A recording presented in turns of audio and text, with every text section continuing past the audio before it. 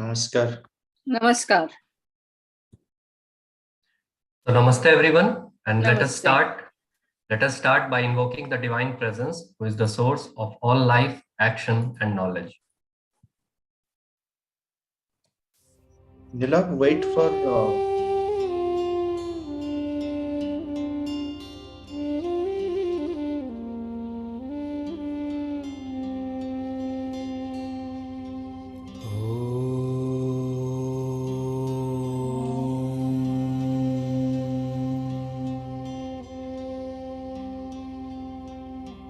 तत्सवितुर्वरं रूपं ज्योतिः परस्य धीमहि यन्नः सत्येन दीपयेत्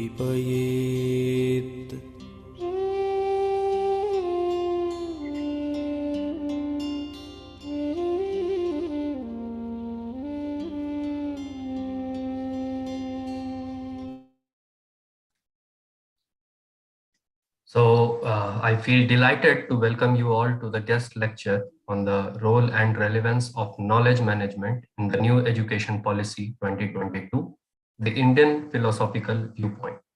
Knowledge management, as we all know, refers to the collection of methods relating to creating, sharing, using, and managing the knowledge and information in an institution while taking a multidisciplinary approach to achieve the objectives by making the best use of knowledge.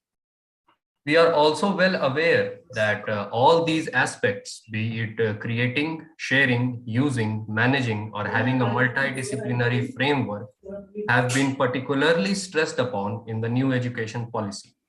In today's lecture, we will try to understand how knowledge management is an extremely important aspect of this new policy, especially with respect to Indian knowledge systems and technical education. To present today's lecture, we have with us a very eminent speaker who has a vast experience in the field of education and expertise in curriculum design and development.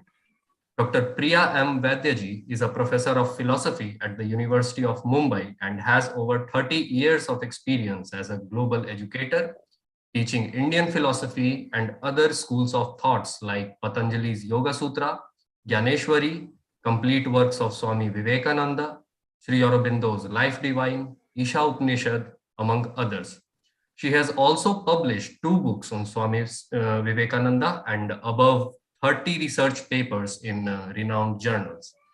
And today's lecture has been organized by the Center for Human Sciences in association with the Library Resource Center at Rishihud University and is convened by Dr. Sampadanand Mishra, Director of Center for Human Sciences, and Dr. Ramanand Malviya, Proctor and University Librarian at Rishihud University.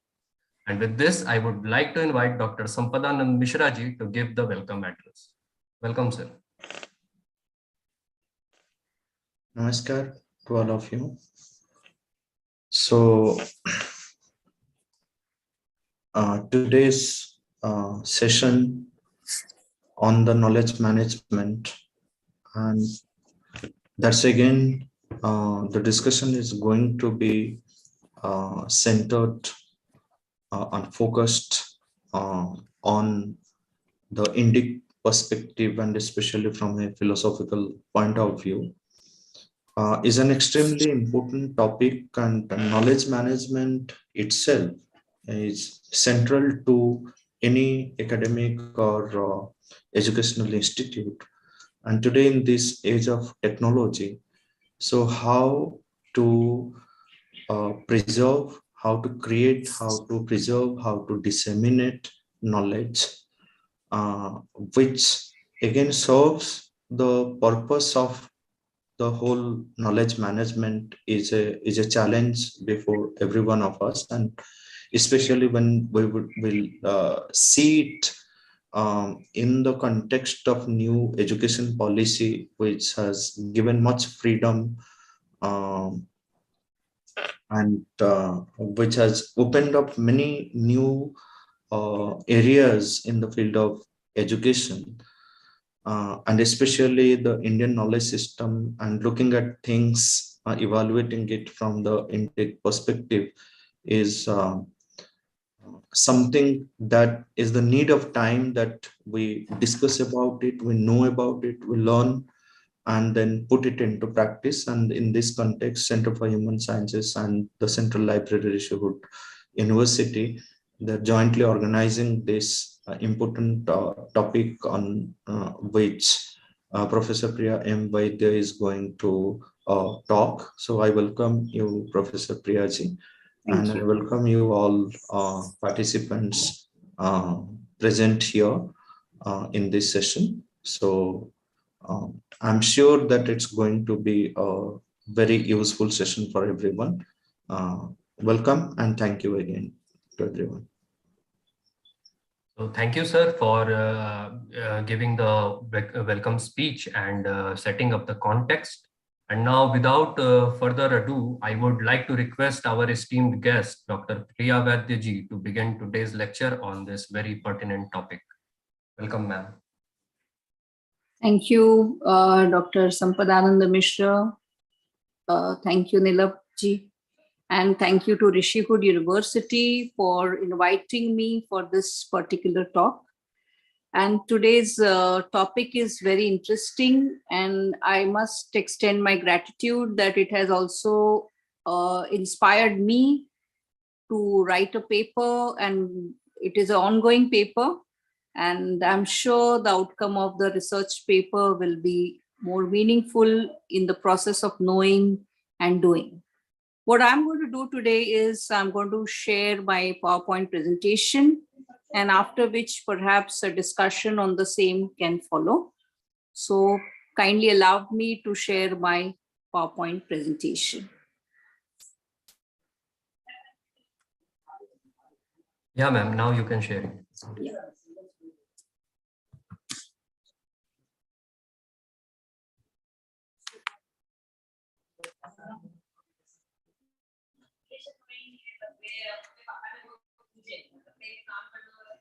Are you able to see it?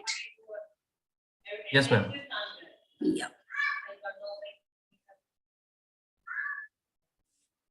So today's topic, the role and relevance of knowledge management in new education policy 2020. I have written 2022.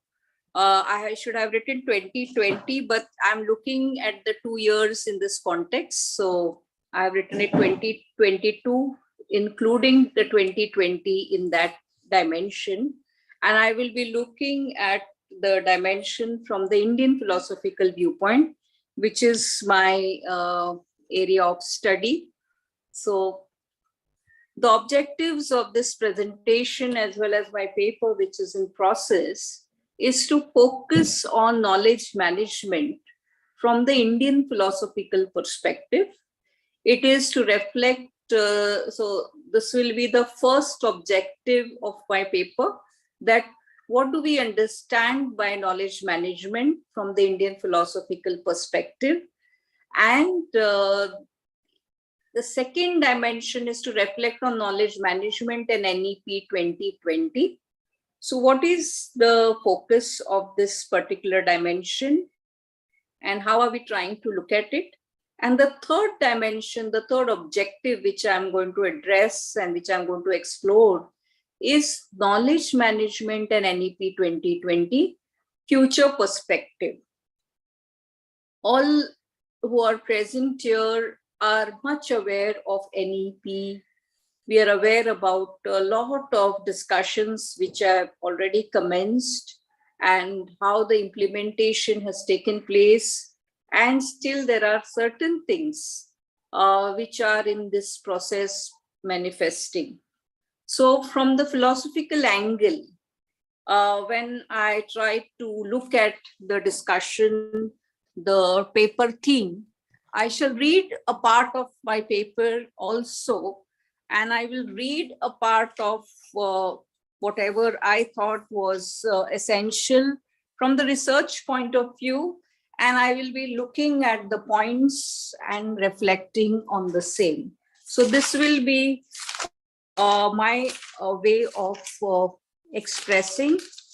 So when I look at the first aspect of it, when I look at the dimension of knowledge management from the Indian philosophical perspective, I feel the depth and essence of Indian philosophy is deep and distinct. Its relevance is across centuries and it is explicit today. The strong knowledge systems developed on the tenets of Indian wisdom approach have a unique role to play. And I'm not saying this because I happen to be an Indian, but I'm looking at this dimension from a very objective perspective. So the long awaited integration of this approach in the system of education is visible because we very well know that the system of education, although it was in India, we did not really have an Indian system of education, and it has taken a long time. That is, NEP 2020 actually tries to focus on this dimension and a big gap. And so this integration is getting manifested today, is what I want to state. The need of the hour is to establish the role of knowledge management in the new education policy 2020 from the Indian philosophical viewpoint. Now, as I try to look at this, this will certainly provide a richer dimension to enrich processes, the approach of people, and opportunities to emphasize the importance of a value-based life. Let me also state that although the intention is very good, and the approach which we are focusing on, the Indian approach, is a very rich approach, but the most important question is, how do we intend to go about it?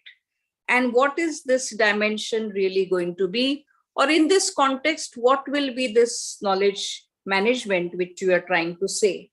So, because is it going to be focusing on knowing, being, and becoming? And what is it going to be?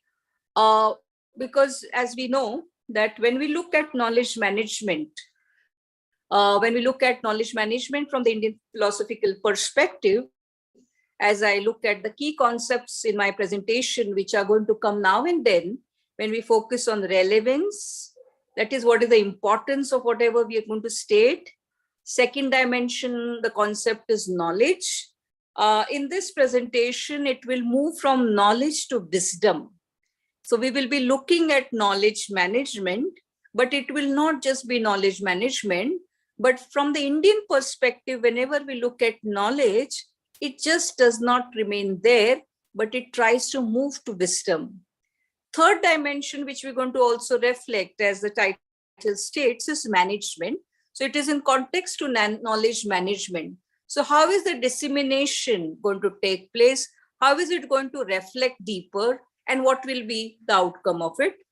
There is also something which is stated, that such as the new education policy 2020, and now it is 2022.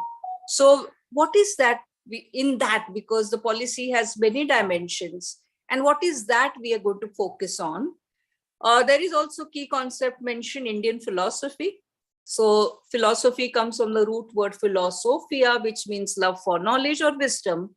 When we look at Indian philosophy, it is focused as Darshan Shastra, and the framework is spiritual, and it focuses on the deeper realm of reality. The focus is on exploring the ultimate reality to a very large extent. Indian philosophy is experiential. It tries to focus on the matter-spirit dimension. So it is in this context we are going to look at the new education policy from the viewpoint of knowledge management and establish its relevance. And that's why these are the dimensions which will keep coming as we progress ahead. When you look at the first objective of my paper, to focus on knowledge management from the Indian philosophical perspective, I'm going to touch upon that now. When we focus on knowledge management from the Indian philosophical perspective, prior to that, I have also tried to look at the Western approach in general, and I have also looked at certain thinkers as well. But I would like to focus on what the Cambridge Dictionary focuses on the concept of knowledge management. It implies the way in which knowledge is organized and used within the company, or the study of how to effectively use it. Unquote. To quote Peter Drucker, who said that knowledge management is the coordination and the reflection on organizational knowledge resources in order to create benefit and competitive advantage. Now, when we look at the NEP, when we try to look at it, and when we feel that why there is a need to look at it from the Indian approach, because while I was writing this paper, I also felt that there is an urgent need to construct knowledge management from the Indian approach, because whatever the prevailing dimensions of knowledge management, when we look at the dimension especially which I have tried to discuss, are not adequate for us in the sense of understanding the essence of NEP. And that's why when we look at the Indian approach of knowledge management, we do not just manage knowledge, because there is a synthesis, the knowledge wisdom synthesis. So when we look at knowledge management in India, it is not merely knowledge management, but it is also extending to something still further of what I mentioned, the wisdom. What does that mean? It means it is integrated to life across centuries. We in India, when we look at the concept of knowledge management in that sense, this concept, although we did not use this concept, but the layers of this have been prevalent in our country across centuries, and it has not just been at a particular workplace or a particular community contact, but we see this knowledge management, as I look at it as a researcher, in everyday life. There is a strong community connect, and also at workplace in context to ancient India. And here we are trying to say that the spiritual viewpoint, the cultural connect, and social concern is very deep and dynamic. It has guided people, fine-tuned processes, and oriented progressive knowledge initiatives to develop. It has also created space for more knowledge systems to evolve and opened research opportunities for the future. The philosophical approach of the knowledge system, therefore, is interesting since it focuses on the human person and the well-being of the world in direct and indirect ways. So in that context, when we look at it from the philosophical realm, the epistemological base of traditional knowledge system in India, as we all may agree, is broad-based, and it also reflects upon the critical thinking dimension. It conveys the essential aspects of knowledge on one hand, and it's connect to quality of life on the other. So the interesting framework of Indian knowledge system is its ability to reflect on advanced information and wisdom directed approach. So in this sense, when we look at knowledge systems in India, they have a holistic flavor and intricate depth. And that's why when we look at this aspect of knowledge management from the Indian philosophical perspective, that is, what exactly do we have and what are we managing, or what is the dimension, what is the process which is explicit and implicit in India, and how are we going to connect the ancient to the modern? Because I'm expecting some questions that this is okay. This was something which was prevalent in the past. And what about the present? I think NEP is trying to address and also trying to cement this gap between the past and the present to develop a better future. In that sense, when we look at knowledge and the realm of wisdom, it is grounded in values. For example, if you look at the theory of Purusharthas, which focus on dharma, artha, kama, and moksha, the dharma dimension, which implies righteousness, is the key which connects to wealth, that is earning wealth through right means, or the concern for others in the society when you try to earn wealth. When we look at karma, it focuses on momentary pleasure, but it also tries to give scope for innovation, and it is also trying to focus on restraint. When we talk about the increase in titillation of sense organs, we look at the dharma model here with lot of effectiveness. And when we look at moksha, when we talk about focusing on liberation, this is also a dimension when we look at knowledge management, because when we look at the dimension of knowledge, it is trying to focus on the aspect of realization. So it is something which progresses from information and tries to reflect on the realm of transformation. Transformation of what? Here, the second point when we focus is transformation of the self and society. What is the use of education if education is only information centric?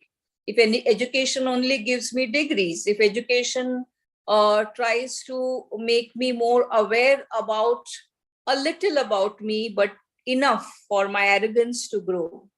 When we look at the realm of Indian philosophical thought, there are dimensions which focus on the self, self-exploration, and self-development.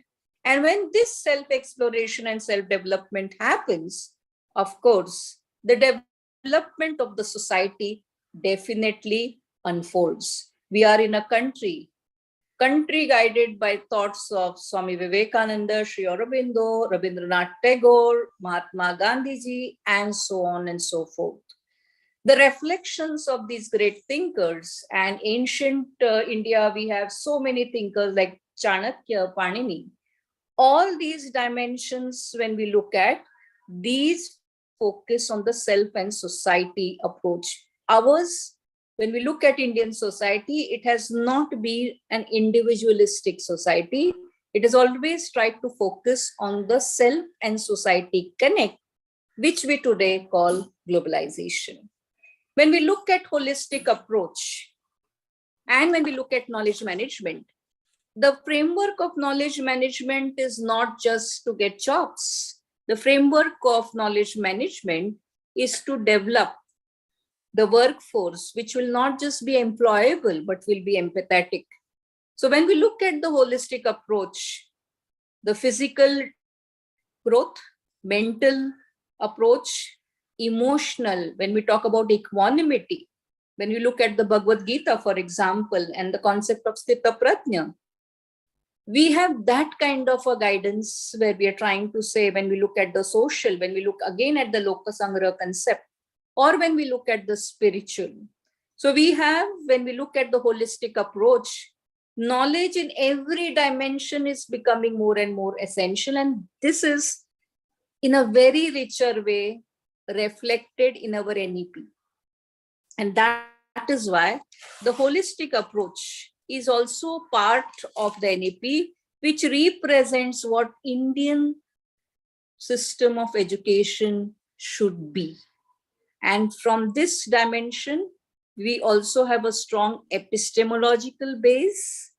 It is something which is sound when we look at the knowledge perspective, when we talk about the belief systems, when we talk about opinion, and when we try to focus on contemplation, introspection. So there is a fine tuning. If you look at the NEP, it reflects on developing critical thinking abilities. And this has been the tradition of India.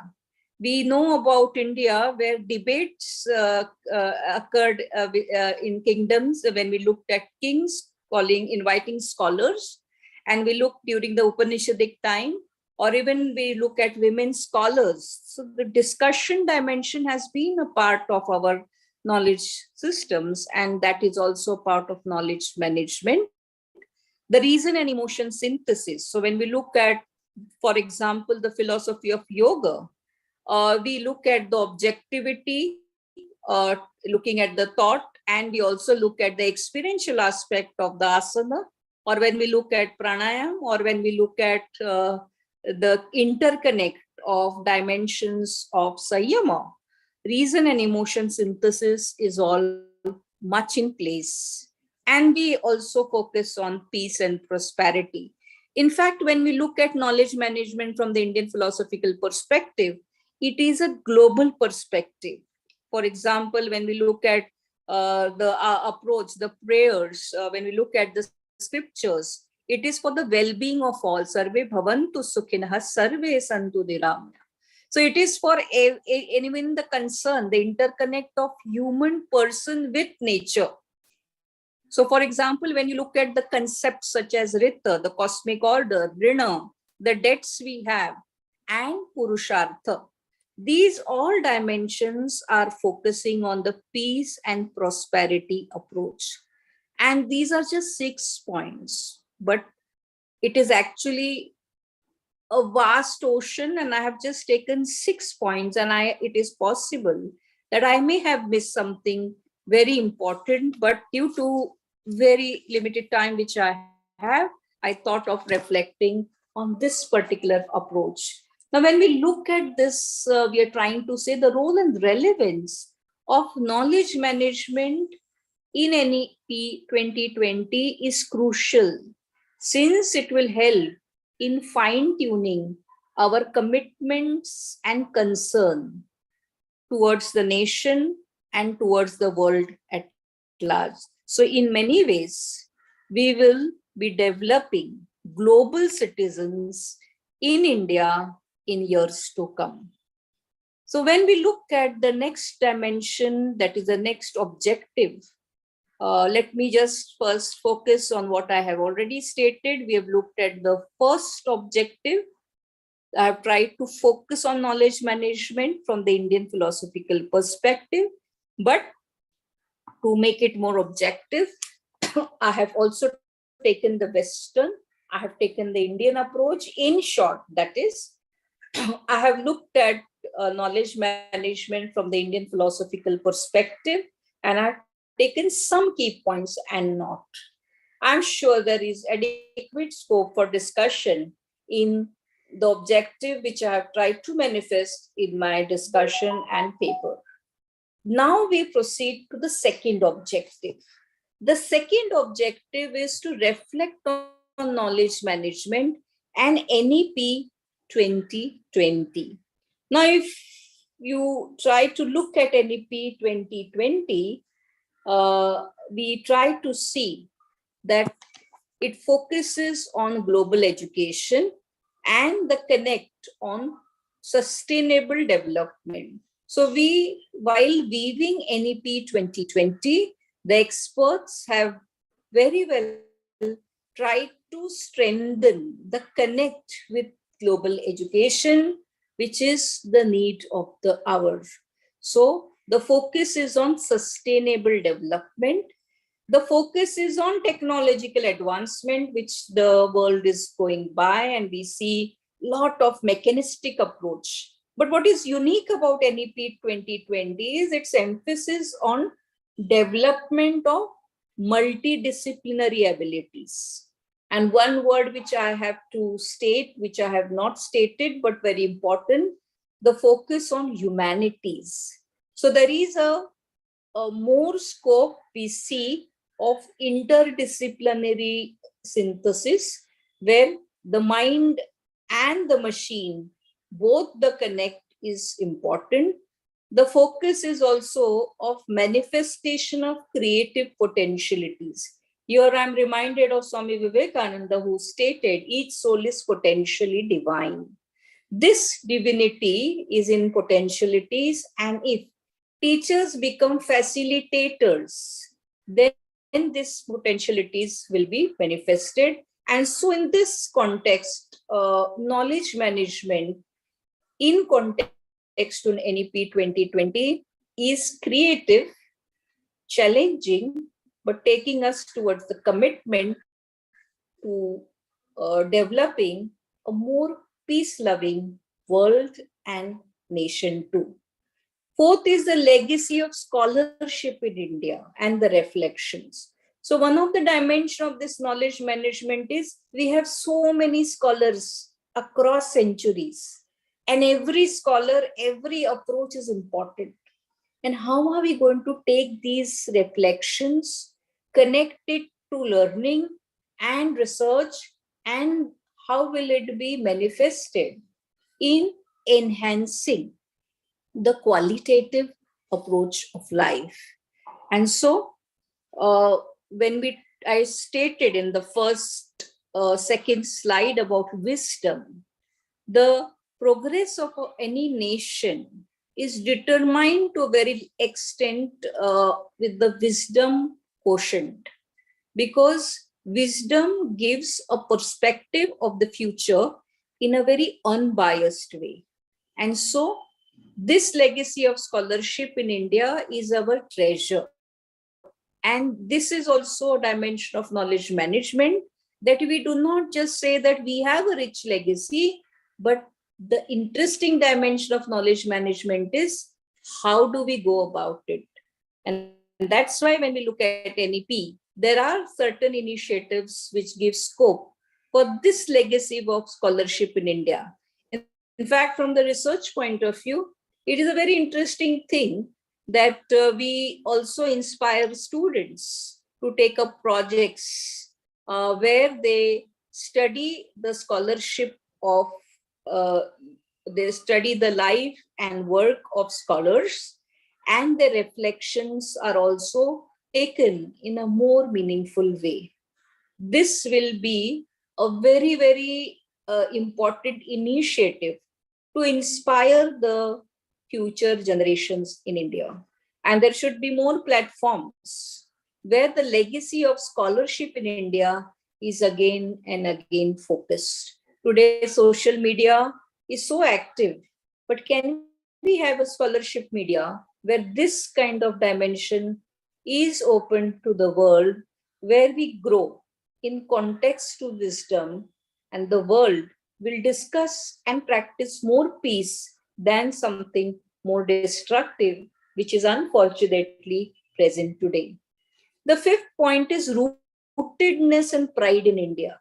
The rootedness and pride in India is something which NEP tries to focus. That is, we may become great people, or we may achieve a lot of knowledge, we may achieve more opportunities, but we should not forget from where we belong. Now, here where we're trying to say pride in India, this pride is not from the negative sense, which also talks about, becoming more self-centeredness. Rootedness and pride in India is giving back to the nation from where whatever you try to receive. So this rootedness and pride in India, from the knowledge management point of view, will become more meaningful when this rootedness is connected to realization. Because when I'm rooted in India, I will also try to change the processes which come in contact in my immediate workplace, in my own, the way I carry myself, the small and big things which I indulge, or there are certain things where I can change something. This rootedness and pride in India is in realization. As Swami Vivekananda also in different places in letters of Swami Vivekananda stated that this country needs people to work in a direction, because we sometimes we try to contemplate more, we are judgmental more, but we do not actually get into the action domain.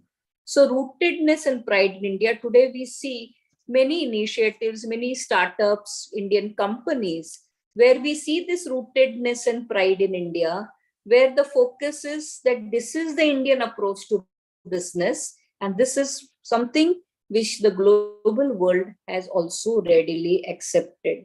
So if you look at the hospitality industry, if we look at education, if you look at so many aspects where there is a Indian dimension to it, and it is this rootedness which I'm trying to focus in some way. We're also talking about focus on knowledge, skills, values, and global well-being, which NEP tries to focus. So the focus on knowledge, skills, values, here the global well-being is also important. So there should be no wars, there should be peace initiatives. Children should be encouraged to focus on creative literature. A value-based approach should be inculcated in them, and life skills training should be a part of knowledge management. So knowledge management is not something static when we look at India. Knowledge management is something which is very intricate, which is trying to focus on more finer thoughts, a journey from the gross to the refined, a focus on outer and inner development, a focus on education, which is more inclusive. If you look at the NEP, it tries to, in many ways, focus on the culture of the country. When we look at the inclusiveness, or when we look at the learners who are challenged, how should the approach be?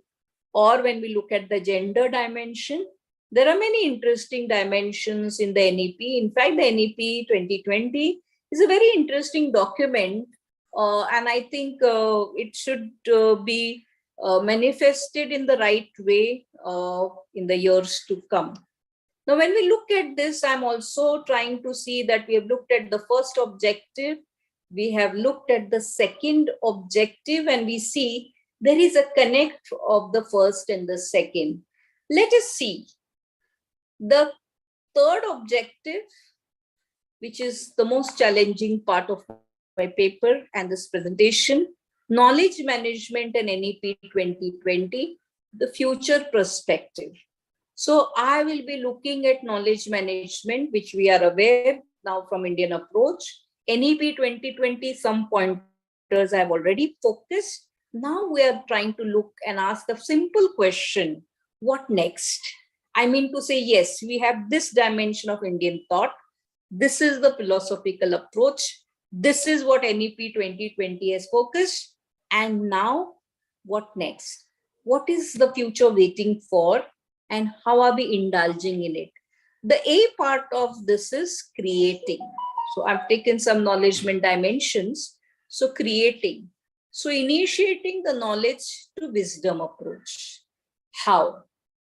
How are we going to do that? It sounds very interesting that the journey is not just to only understand what is knowledge, but to focus on the wisdom approach. That is, how do we interconnect it to our everyday living? How do we enhance the quality of life? And how is a very interesting question, and I have tried to give an answer to it. Role of academicians and teachers in mapping it will be very crucial. So here, the process of knowledge management is taking place in a very, very deeper way, where the mapping has to take place because we have to guide our students to progress from knowledge to wisdom. And that's why we have to ask a simple question. Have we first progressed from knowledge to wisdom? Have we tried to take an effort to explore, eliminate, and elevate? That is, to explore those zones where I can be a better parent, I can be a better academician, I can be a better teacher, I can be a better facilitator. As a person, when we look at elimination, as an educator, have I been able to eliminate those dimensions in me which try to block the teaching learning process, the creative force. And if I'm able to develop that awareness, am I able to develop still higher on the path of elevation? So when we look at the dimension of a guru, and today when we look at it as a teacher, can the guru dimension come in the teacher? And can NEP 2020 help teachers to be effective facilitators is also the concern of knowledge management and what exactly it means. I recollect a session which I took for teachers on self-leadership, and I reflected on Sri Aurobindo's thoughts. Now, this is also what is essential, that we will not have teachers suddenly understanding everything what the NEP 2020 requires, because we need teachers to also understand what are these dimensions all about, because every teacher may come from a different discipline. And that's why teacher training dimension, when we talk about it, is not just in context to the domain, but when we talk about the journey from knowledge to wisdom, what exactly is this going to be? Or can a mathematics teacher teach values? Why not?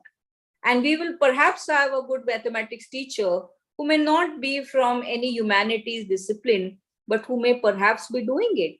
So where are these best experiments taking place? Where are these best practices, what we say? And is it having that dimension of wisdom? And when we look at knowledge also, have we acquired that kind of knowledge where we advance, and we advance every day, and we are progressing towards wisdom? So this mapping, how to go about, how to do this mapping, when it is a school in a village, school in a city, and when we look at the school in a city also, there are schools which cater to very poor students. There are schools which cater to rich students. There are schools in villages.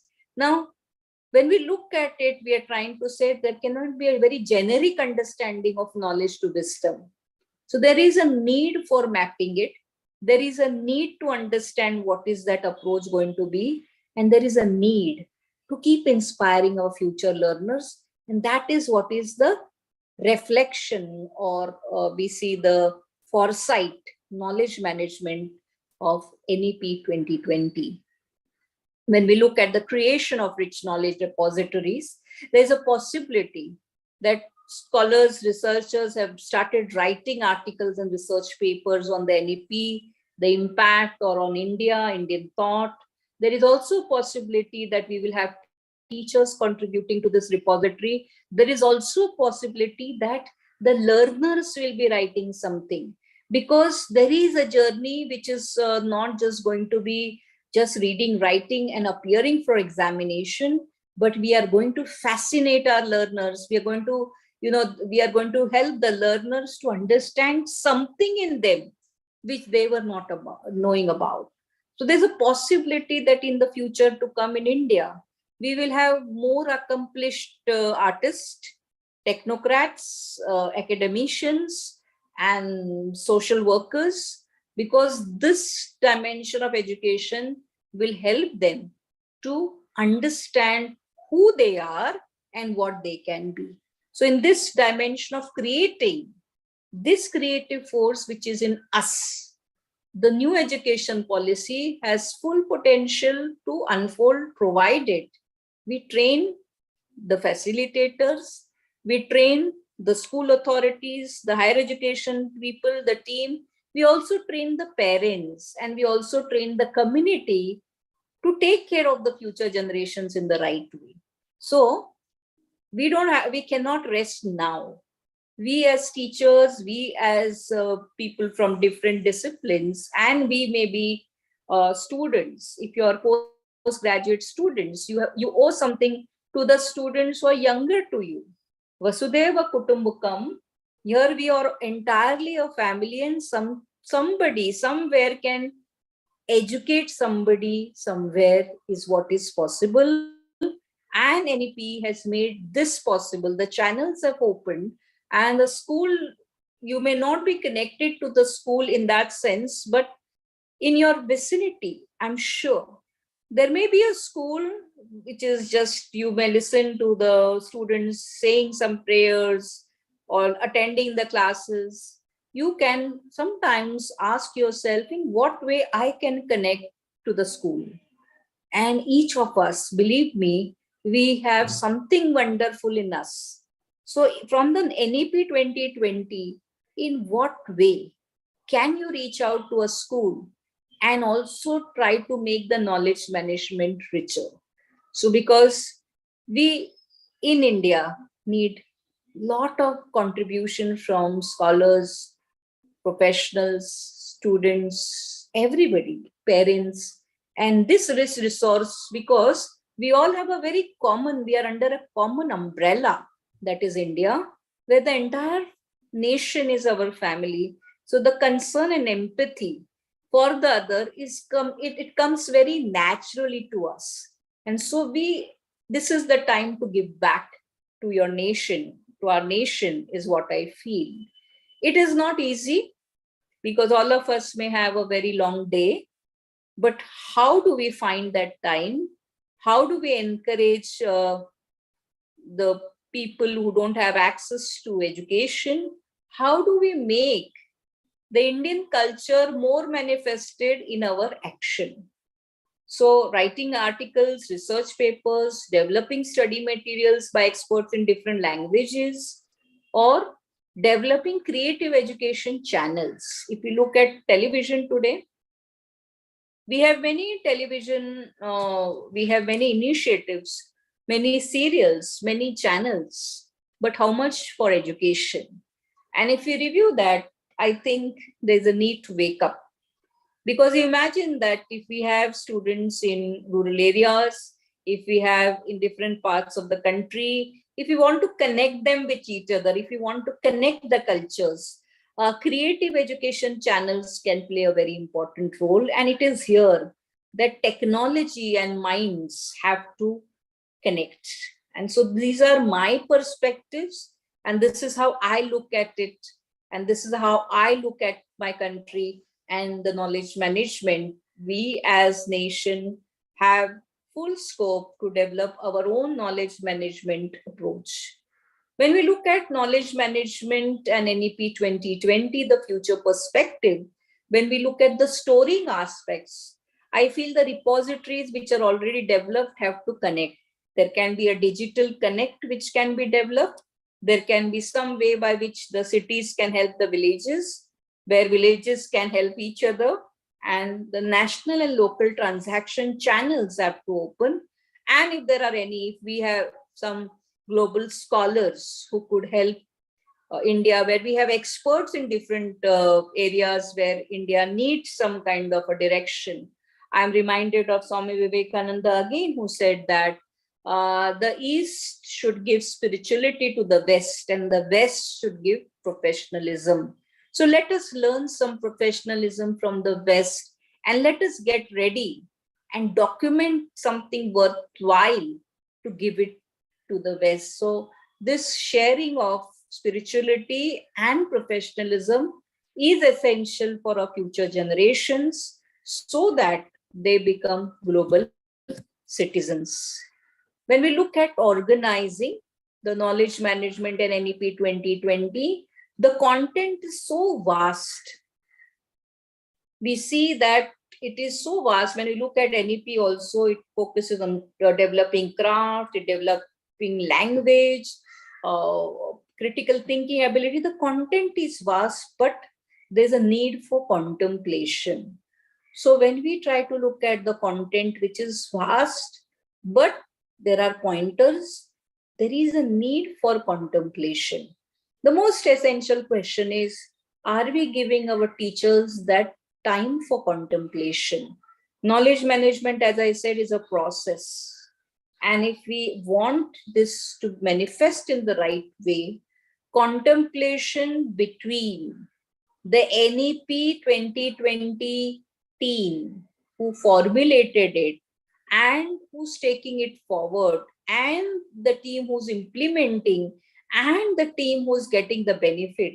There should be some path where this contemplation should flow.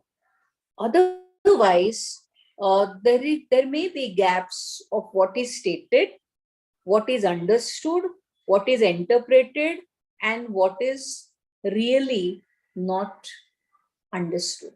So there is a need for the 3 C's: content, contemplation. What are the core dimensions which we think from the knowledge management perspective have to be reflected, and in what way we can do? Because the teacher has to complete the syllabus also. At the same time, she has to enrich values also. At the same time, she has to fine tune critical thinking abilities also. At the same time, she has to give certain work to the child so that his creative channels open. So when we're doing this, from a teacher's point of view, I have this particular suggestion that teachers need more support. Their work has increased, and they not only require good support, they need a bigger team, they need more guidance, and they also need a training which is beyond their domain. So this will help the manifestation of NEP 2020 in a more meaningful way. When we look at the application, it is a unique approach. So the application is very creative. If you look at NEP 2020, lot of scope for application is there. It is in diverse dimensions because it is focusing on so many domains. It is distinct and it is beyond. Beyond in the sense, it is focusing not only on information, but it is also focusing on character molding approach. It is focusing on transition, and it is also focusing on transcendence. So both are also important in this, and that's why when we look at sharing information, so this is when we talk about experience sharing is definitely required. So we can have local radio stations for teachers where they can come and talk about their experience with NEP. Or if two teachers in two different schools have gone in the class 8, for example, with the NEP approach, what are the good things which they have learned? What are those things which they have found difficult, and how do they go about it? So who can help them when they are in trouble? Who can guide them? Or are they, like we have helplines? Can teachers in the NEP have helplines? Perhaps there is, I'm not aware of, but helplines with connecting directly to the experts who have been a part and process of the NEP 2020. Online seminars can happen where this can be focused research papers.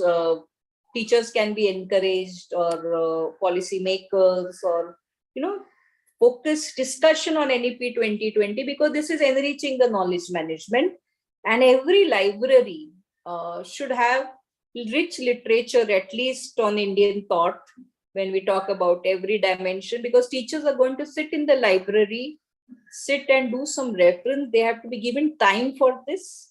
And if even online resource also should be given, and they should be given a direction how to go about with the reference, connecting it with the teaching plan, and trying to make certain new teaching aid, how this can be possible. And experts and teams of teachers have to also work hand in hand. This is something which I want as a dream. What next? I think that day is not far away when other countries will come to India and will ask, how did you make this NEP so rich? Can we get some guidance in the future? So this is something which I wanted to share. Thank you very much. And I would appreciate questions from your side. And I will be just sharing my slideshow quickly for the audience once, and then just come back. Yeah.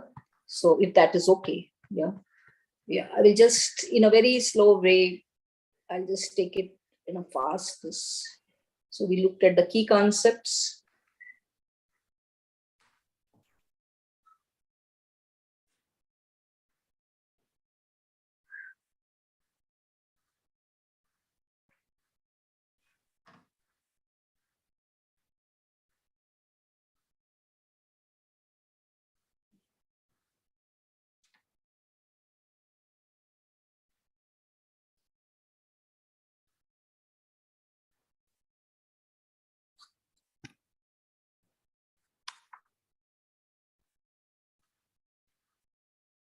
Yeah, thank you very much. So thank you so much, ma'am, for this wonderful lecture. And we started with stressing upon the importance of value-based life. And you told us that the Indian approach to education is based on the movement from knowledge to wisdom, and that wisdom comprises a very important part in our knowledge system. And that in Indian philosophy, which is also the Dharma Shastra, the spiritual element is unique to it. Then you pointed out, and it's very interesting to see, because when I was researching, I also prepared my opening remarks on this Western model of knowledge management, which I got the clarity from this lecture. And you pointed out the difference between the Western model of knowledge management and the Indian model of knowledge management, where the Western model was completely based on the utilization of whatever the knowledge is there. Whereas the Indian knowledge management is essentially integral, and it uh, tries to have wisdom and synthesis with a holistic flavor and a spiritual dimension to it, and it essentially tries to integrate life across all centuries. So this is what is very important to note. And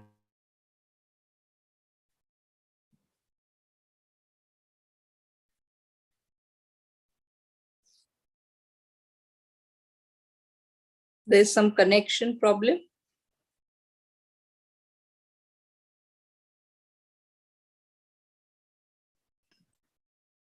Hello.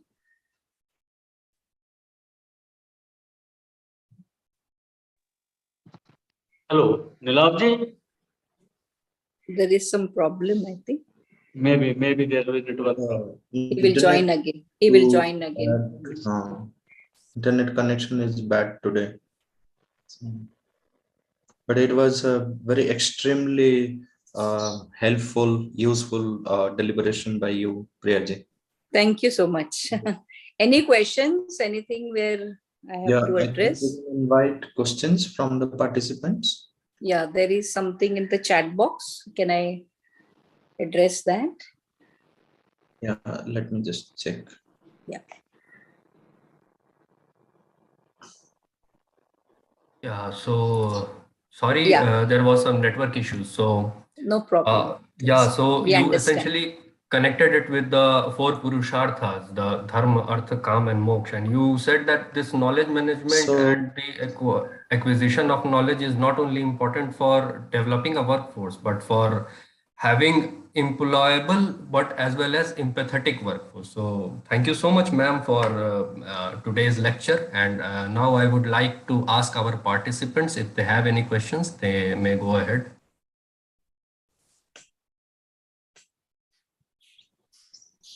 Yeah, so Medha Tapiwala ji is asking that thank you for this deep philosophical insight about what is expected from NEP. However, that show idealistic expectation. How do you look at execution of NEP for achieving its goals by 2030? For example, as seen, choice-based credit system itself is difficult to apply even in humanities. And then how would the holistic knowledge is optimized? Also, in your opinion of the correlation between research ecosystem development given by NEP and its industry connect for knowledge management. So this is what Medhaji is asking. So Thank you, Medaji, for your very interesting questions and your kind words of appreciation. I know, and we all know, that there are many challenges. But again, when we look at the Indian thought process, we always look at challenges from a dimension of commitment to life. And whenever the going gets tough, the tough get going. And so every the change which takes place, it takes place with ideal thought. And that is essential. That is, when we look at the freedom struggle also, there were only few who participated in it. And there were many who could not or did not or just wondered. When we look at NEP 2020, there's a challenge which is before us. But because we all have been advanced in our thought process, this is, I think, just a passing phase where we will have some teething problems. But as I said, that the most important thing is how naturally we try to address this. So not going verbatim with what has been stated, but there is also a lot of scope for interpretation for teachers, because all the teachers have been they have been stated to do this, but there is always a focus on how I can interpret it as a teacher.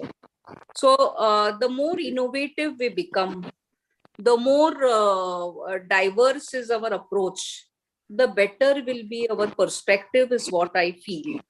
And that's why when we look at our own domain, or when we look at certain challenges of the credit-based system, there are going to be some problems, because when we look at India and when we look at big classrooms with many students, this is going to be a challenge. But we have to dissolve these challenges from a very creative way. And so that's why I stated in my this that we need very experienced academicians who have been in this field for more than 50 years and who have looked at the changes. And so when we look at this, we are trying to say the industry academia connect. In fact, the industry academia connect will become more meaningful, because the skills development will take place while the child is educating. And I think we will have a richer industry employability, and we will also have industry experts coming to the educational institution, which has already started. So I think the idealism at the industry level, idealism at the academic level also will dissolve, and there will be a bridge. And that bridge, I think, is going to change the scenario. And we all are going to be a part in building this bridge, I think. I am very sure that whether it is any dimension of Indian thought, it has a very practical approach, and the matter spirit connect. So when we have Chanakya's approach, when we look at the Saptanga model, when we look at leadership, we see that we want such leaders. So if we have teachers who are developed in that sense, I think they will also be trained to dissolve these challenges in the coming years. And maybe there is a possibility that as years pass by and as many teachers work on it, there will be a better understanding of it, a more deeper understanding. And that is what I call the creative dimension of interpretation, for which we all have to contribute, and we all have to also receive it as we develop richer communication channels of giving, taking, understanding. In that process, I said knowledge management is a process, it is not stagnant. It will have its own problems, but the beneficiary will be richer, is what I feel. Thank you. Thank you, ma'am. And Aarti Panchalji is asking that ancient India has always been consistent in knowledge management system. We had the best libraries, universities. We also had temple inscriptions, leaf inscriptions. And that time West knew nothing about it. Then why is West so ahead of us in knowledge management? What did they realize and how did they evolve? And a connected question to this is that you also mentioned that we need to learn professionalism from the West. Then what are some of the good knowledge management practices in West that we must learn from? Yeah, thank you for very interesting questions from the learned audience. When we look at the West, we have to appreciate the professionalism in documentation, in every dimension, the way the systematic, the way they try to work hard on documenting, or even when they are trying to make a particular approach, they will try to do it in a more systematic way. So there is system building also in process. There is also a dimension where it is available for everybody. There is a lot of critical thinking also going on when the systems are developed. because there is also an understanding how it will be enriched further. And I think this is something which we as Indians have to learn from the West, and where we are trying to say that we will have to, because we have many Sanskrit texts, when I said a lot of translation work or a lot of documentation work has to take place, and we need people who have to go out of their way to do this also, because we will have people who will always be busy. So unless we take it as my nation, my work kind of a thing, this kind of professionalism, which we have missed all these years, we have to perhaps wake up and at least in our domain, see, for example, when we look at leadership, we see, is there any documentation work done? Or when we look at any particular subject in India, who are the scholars, what were the contributions, or our immediate teachers, or 50 years back, we have known some people who have done something to the community, but now we don't have any clue where they are. Have we tried to document it at the community level also? He may be a farmer, he may be anybody, but the minute we document, it becomes a very important practice, and it can be a very good example for the future. It can be just by writing something every day, putting it, developing it, classifying it, and then putting it. So we in India, we have to think what is required to be documented, and we will have so much to document. This will be our contribution for future generations, definitely. So this is what Bharat should be, that giving back. This is my first response to the question. I hope I have tried to address the question in the most appropriate way as I was expected to. Second question is, what should we take from the West? I think when we talk about professionalism, the foresight which is seen in planning, in execution, from, you see the processes, they are more advanced, or when we look at the focus of time, that there's a time frame, and following that time frame, whether it is, even thank you, today we started our program also right at 4. We didn't close in time, but we've started at least in that time. So this time frame, in every aspect, the professionalism is seen, or documentation, or when we look at communication processes, or when we look at research, whenever we are trying to search for documents. So there are many things from the West, whether it is their transport system, whether it is their community responsibilities, civic authorities, whatever they're trying to do, there's a connect with every other aspect. And I think it's a good question, because when Swami Vivekananda went to different countries, and especially when he stayed in America, he has mentioned that these are the things we have to take from the West. And in that, he has focused on this professionalism. Or when we look at the precision, when they communicate, just trying to write something which is most required and in the most polite way. Now, this is something is professionalism, and being more objective. I'm not saying we don't have this. We do have it, but we don't practice it the way it should be. And I think in that sense, we should be more open in accepting and improving and giving back. Also, not we are giving back or taking because we don't have it or we want it, but to become better human beings of this universe, so that we move towards peace, progress, and prosperity. We must keep learning from each other. Thank you. Thank you, ma'am. And moving forward, I would like to request Dr. Ramanand Malviya ji, proctor at Rishihood University, to give the vote of thanks.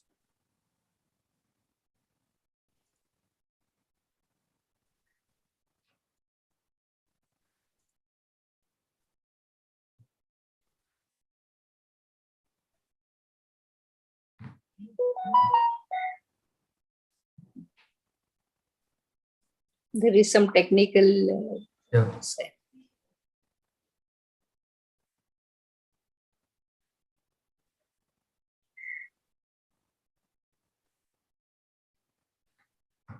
So I think there is some technical issue. So nevertheless, I would first of all thank you, ma'am, for such a wonderful lecture where we got to learn so much. And Thank you. I would like to thank our conveners, Dr. Sampadanand Mishra ji and Dr. Ramanand Malviya ji, for organizing such a wonderful event. Our Marcom team, who has been very, very helpful in facilitating this online webinar and working out everything from posters to everything on time. So thanks to them. And yeah, so Malviya ji has connected. So I would like to request him to now carry forward this. No. Yeah, please, sir, go ahead. Nilabji, you continue, please. I have some network problem, please. Okay, sir. So Neelav, you are on mute.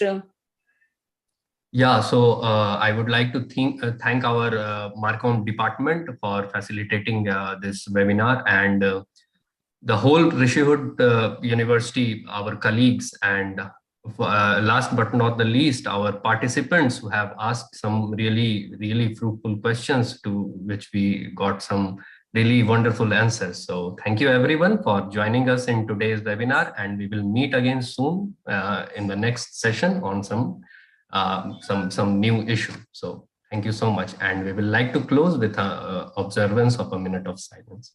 My gratitude to all. Thank you.